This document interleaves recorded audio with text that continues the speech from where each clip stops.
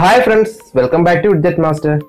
കഴിഞ്ഞ എപ്പിസോഡിൽ പറഞ്ഞിരുന്നത് എൻ ഗെയിമിൽ വരാൻ പോകുന്ന വില്ലനെ അല്ലെങ്കിൽ ഒരു ആന്റി ഹീറോയെ പറ്റിയാണ് കഴിഞ്ഞ എപ്പിസോഡിൽ പറഞ്ഞിരുന്നത്. സോ ഇന്നും അതിന്റെ തുടർച്ച തന്നെയാണ്. കൂടാതെ കഴിഞ്ഞ എപ്പിസോഡ് കാണാത്തവർക്കായ മുകളിൽ ഐ ബട്ടൺ ഉണ്ട്, നിങ്ങൾക്ക് അവിടെ ക്ലിക്ക് ചെയ്താൽ എന്റെ കഴിഞ്ഞ എപ്പിസോഡ് കാണാവുന്നതാണ്. സോ ഫസ്റ്റ് നമുക്ക് ക്രോണസിൽ നിന്ന് തുടങ്ങാം. അതിനു മുമ്പ് നിങ്ങൾ എൻ്റെ ഈ ചാനലിലെ വീഡിയോ ആദ്യമായിട്ട് കാണുന്നെങ്കിൽ ഈ ചാനൽ ഒന്ന് സബ്സ്ക്രൈബ് ചെയ്യുക, അതോടൊപ്പം ബെല്ലൈക്കൺ എനേബിൾ ചെയ്യുക. ഞാൻ എപ്പോഴും പുതിയ വീഡിയോ ഇട്ടാൽ നിങ്ങൾക്ക് ഉടനെ നോട്ടിഫിക്കേഷൻ വരുന്നതാണ്. So let's start. എൻ ഗെയിമിൽ ഒരു പുതിയ വില്ലൻ വരുന്നുണ്ട് നമ്മൾ നേരത്തെ അറിഞ്ഞതാണ്. എന്നാൽ അത് ആര് എന്നതിനെ പറ്റിയുള്ള ഒരുപാട് ഫാൻ തിയറീസ് ഇപ്പോൾ നിലനിൽക്കുന്നുണ്ട്. എന്നാൽ അതിൽ ഏറ്റവും കൂടുതൽ ഇപ്പോൾ ട്രെൻഡിങ് ആയിക്കൊണ്ടിരിക്കുന്നത് ക്രോണസ് എൻ ഗെയിമിൽ വില്ലനായി വരാൻ സാധ്യതയുണ്ട് എന്നുള്ള ഫാൻ തിയറിയാണ്. എന്നാൽ ഇതൊരു ഫാൻ തിയറി മാത്രമാണ്. എന്നാൽ ഈ ഒരു ഫാൻ തിയറി സാധ്യമായാൽ എൻ ഗെയിമിൽ കാണാൻ പോകുന്നത് ഒരു വിരുന്ന് തന്നെയായിരിക്കും. ഈ ഒരു ഫാൻ തിയറിയിൽ പറയുന്നത് ക്രോണസ് എൻ ഗെയിമിൽ വരാൻ സാധ്യതയുണ്ട് എന്നാണ്. തുടക്കത്തിൽ താനോസിനോട് എതിർത്ത് നിന്ന് അവഞ്ചേഴ്സിനെ ആ സ്നാപ്പ് അൺഡു ചെയ്യാൻ സഹായിക്കുകയും പിന്നീട് തന്റെ തനിനിറം പുറത്തു കൊണ്ടുവരികയും ചെയ്യും എന്നതാണ്. സോ ക്രോണസ് ആരാണ്? അതുകൊണ്ട് തന്നെ ഇത് പറഞ്ഞാൽ നമുക്ക് വീഡിയോ ഇട്ട് കിടക്കാം. കൂടാതെ ഈ ഫാൻ തിയറീസ് നമുക്ക് ഡീറ്റെയിൽ ആയിട്ട് നോക്കുകയും ചെയ്യാം.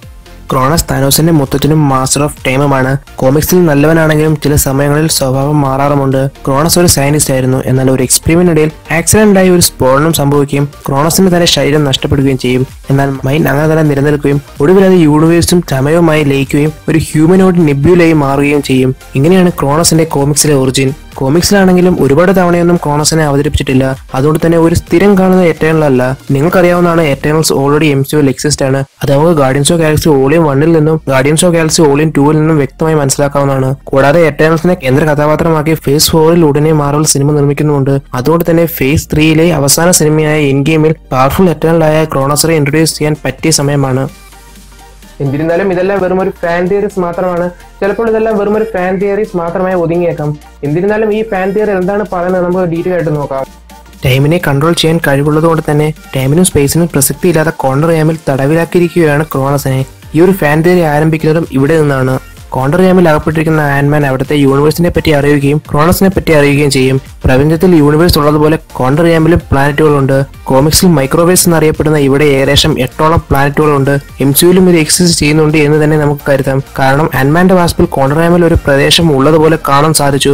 കൂടാതെ ആ സിനിമയുടെ ഡിലീറ്റഡ് സീനുകളിൽ നിന്ന് ജാനറ്റ് മാൻ അവിടെയുള്ള ജീവികളുമായി ഒരു പ്രത്യേക ഉപകരണം കൊണ്ട് അവരുമായി ആശയവിനിമയം നടത്തുന്നത് നമുക്ക് കാണാൻ സാധിക്കും. കോമിക്സിലെ മൈക്രോവേവ്സ് പോലെയാണ് MCUവിലും എന്ന് നമുക്ക് ഏകദേശം പറയാൻ സാധിക്കും. അങ്ങനെ മനസ്സിലാക്കുന്ന ആൻഡ്മാൻ അവിടെ നിന്ന് രക്ഷപ്പെടുകയും അവഞ്ചേഴ്സിനെ കണ്ടുമുട്ടുകയും ചെയ്യും.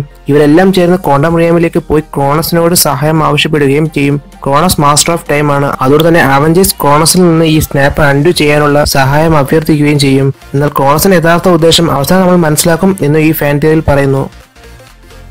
എന്നാൽ ഈ ഒരു ഫാൻ തിയറിയെ സാധൂകരിക്കാൻ 3 കാരണം കൂടി ഇതിൽ പറയുന്നുണ്ട്. സോ അറിയാതൊക്കെയാണ് നമുക്ക് ഡീറ്റെയിൽ ആയിട്ട് നോക്കാം. ഇതിൽ ആദ്യം പറയുന്ന കാരണം ഇതാണ്. അവഞ്ചേഴ്സ് എൻ ഗെയിമിന്റെ ലോഗോയുടെ കളർ നോക്കുകയാണെങ്കിൽ നമുക്ക് മനസ്സിലാക്കാൻ സാധിക്കും അത് പർപ്പിൾ കളറാണ്. കൂടാതെ ട്രാൻസ്പെറന്റുമാണ്. ക്രോണസിന്റെ കളറും പർപ്പിൾ ആണ്. കൂടാതെ ട്രാൻസ്പെറന്റുമാണ്. കൂടാതെ ജിം സ്റ്റാലിന്റെ ഇൻഫിനിറ്റി ഗോളറ്റ് കോമിക് എഡിഷനിൽ നിന്നാണ് ഇൻഫിനിറ്റി വാറിന്റെയും കൂടാതെ എൻ ഗെയിമിന്റെയും കുറച്ച് പ്ലോട്ട് അവർ സ്വീകരിച്ചിരിക്കുന്നത്. അദ്ദേഹം അത് നേരത്തെ പറഞ്ഞിരുന്നു.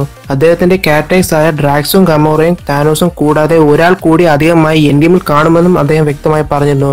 ഇൻഫിനിറ്റി ഗോളറ്റ് കോമിക് എഡിഷനിലൂടെ താനോസിനെ സ്നാപ്പ് അൺഡു ചെയ്യുകയും ചെയ്യും. ഇതാണ് ആ ഫാൻ തിയറിയിൽ പറയുന്ന രണ്ടാമത്തെ കാരണം. ഡോക്ടർ സ്ട്രേഞ്ചിന്റെ മൂവിയിൽ നിന്ന് ഓൾറെഡി ഒരു CGI ക്യാരക്ടറിനെ അവതരിപ്പിച്ച് നമ്മൾ കണ്ടതാണ്. അതായത് കമ്പ്യൂട്ടറൈസ്ഡ് ഗ്രാഫിക് ഇമേജിന്റെ സഹായത്തോടെ ഡോർമാവുവിനെ അവതരിപ്പിച്ച് നമ്മൾ കണ്ടതാണ്. അതുകൊണ്ട് തന്നെ CGIയുടെ സഹായത്തോടു കൂടി ക്രോണസിനെയും ഉൾപ്പെടുത്താൻ സാധിക്കും എന്നുകൂടി ഈ ഫാൻ തിയറിയുടെ അവസാനത്തായി പറയുന്നു.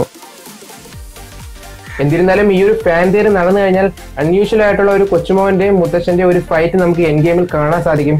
എന്നിരുന്നാലും ഈ ഒരു ഫാൻ തിയറിയെ പറ്റി നിങ്ങൾക്ക് കൂടുതലായിട്ട് മനസ്സിലാക്കാൻ ഇതിന്റെ ലിങ്ക് ഞാൻ ഡിസ്ക്രിപ്ഷൻ ബോക്സിൽ ഇട്ടിട്ടുണ്ട്. ക്രോണസ് അല്ലാതെ എൻ ഗെയിമിൽ ഇതുവരെ നമ്മൾ പ്രെഡിക്റ്റ് ചെയ്ത സ്റ്റോറി ലൈനുമായി ബന്ധപ്പെട്ട് വരാൻ സാധ്യതയുള്ള കുറച്ച് വില്ലന്മാർ കൂടിയുണ്ട്. സോ അതും കൂടി ഏതൊക്കെയാണെന്ന് നമുക്ക് നോക്കാം.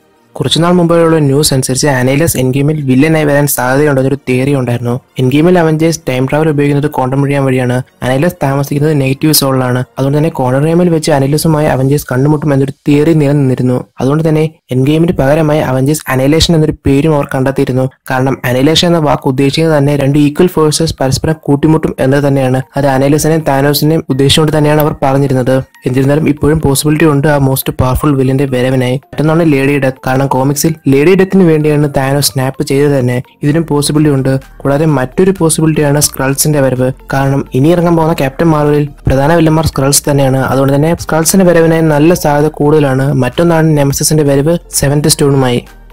എൻ ഗെയിമിൽ ഇതുവരെ പ്രെഡിക്റ്റ് ചെയ്ത സ്റ്റോറി ലൈൻ അനുസരിച്ച് ലിവിംഗ് ട്രൈബ്യൂണലോ അല്ലെങ്കിൽ ക്രോണസോ കൂടാതെ സ്ക്രൾസോ മാത്രമേ ഇതുവരെ വരാൻ സാധ്യതയുള്ളൂ, അതായത് എൻ ഗെയിമിൽ വരാൻ സാധ്യതയുള്ളൂ.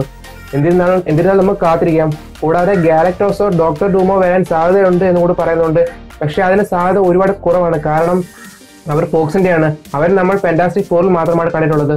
ഫോക്സിന്റെയും ഡിസ്നിയുടെ ഡീല് കംപ്ലീറ്റ് ആവാത്ത ഈ സാഹചര്യത്തിൽ ഉടനെ അവർ എൻ ഗെയിമിൽ വരുമോ എന്ന് നമുക്ക് തീർത്തും പറയാൻ സാധിക്കില്ല.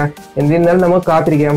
കൂടാതെ ഈ വീഡിയോ നിങ്ങൾക്ക് ഇഷ്ടപ്പെട്ടാൽ തീർച്ചയായും നിങ്ങൾ ലൈക്ക് ചെയ്യുക. അതോടൊപ്പം നിങ്ങളുടെ അഭിപ്രായ നിർദ്ദേശങ്ങളും ഈ വീഡിയോയുടെ കമന്റ് ബോക്സിൽ നിങ്ങൾ രേഖപ്പെടുത്തുക.